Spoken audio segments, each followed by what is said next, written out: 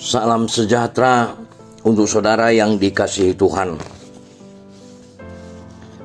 Kita syukuri hari ini, mengawalinya dengan berdoa, membaca Alkitab, dan saat teduh sejenak. Kita berdoa. Terima kasih Bapa di surga atas hari baru yang Tuhan karuniakan saat ini. Biarlah firman-Mu memberi penguatan dan pikiran surgawi untuk kami tetap hidupi dalam aktivitas kami hari ini. Amin. Sebelum memulai aktivitas kita untuk hari ini, Senin 19 Agustus 2024, sejenak kita mendengarkan firman Tuhan yang diambil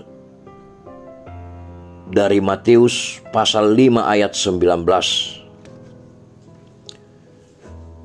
Karena itu siapa yang meniadakan salah satu perintah hukum Taurat, sekalipun yang paling kecil, dan mengajarkannya demikian kepada orang lain, ia akan menduduki tempat yang paling rendah di dalam kerajaan surga.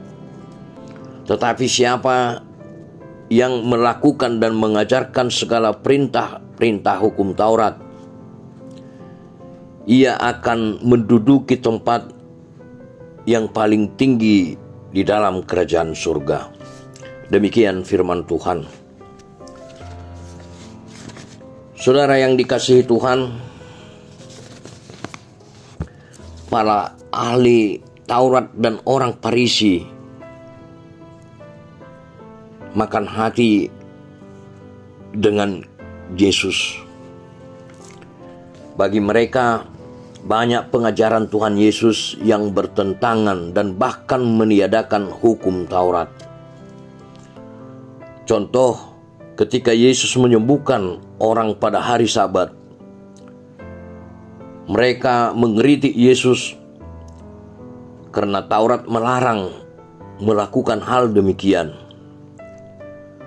Maka pada saat khotbah di bukit, Yesus menegaskan bahwa ia datang bukan untuk meniadakan hukum Taurat, tetapi untuk menggenapinya. Secara keras, Yesus menegaskan barang siapa meniadakan salah satu perintah Taurat, sekalipun yang paling kecil, dan mengajarkannya demikian kepada orang lain, menduduki tempat yang paling rendah dalam kerajaan surga. Bagi Yesus, hukum Taurat tidak memiliki arti apa-apa jika hanya dipandang sebagai peraturan keagamaan semata. Yang terpenting bukan soal menjaga kemurnian ajaran Taurat, tetapi bagaimana Taurat dijalani dan dihayati dalam hidup setiap hari. Taurat akan bermakna ketika perilaku dan sikap hidup benar-benar dijiwainya. Taurat menjadi inspirasi yang menuntun orang kepada kebaikan dan menjadi sumber moral dalam bertindak dan berbuat apapun dalam hidupnya. Yang demikian menurut Yesus akan menduduki tempat tertinggi dalam kerajaan surga. Tempat yang paling rendah dan tertinggi di kerajaan surga bukan masalah tempat duduk atau posisi. Ini lebih mengindikasikan atau penekanannya adalah dianggap penting.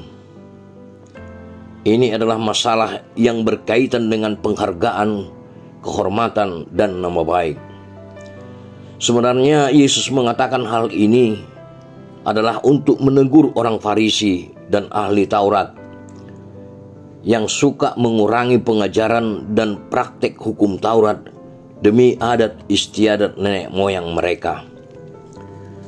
Namun, sekalipun demikian, mereka tetap merasa bangga dan merasa benar. Makanya perlu disingkapkan kebenaran yang sesungguhnya. Ruang lingkup dari tempat yang paling rendah dan tempat yang tertinggi di sini bukan semata-mata surga yang akan datang, tetapi penekanannya adalah kerajaan surga, di mana lingkup Tuhan memerintah. Konsep kerajaan surga bagi orang Yahudi sudah ada di Perjanjian Lama, terutama di dalam kitab Daniel pasal 7 ayat 13 sampai 14. Mereka menantikan kerajaan surga dan Yesus datang untuk menggenapinya. Di Matius pasal 3 ayat 2 dikatakan, "Bertobatlah, sebab kerajaan surga sudah dekat." Sesungguhnya menunjuk kepada kehadiran Yesus yang dalam Matius pasal 1 ayat 23 disebut Immanuel, Allah beserta kita.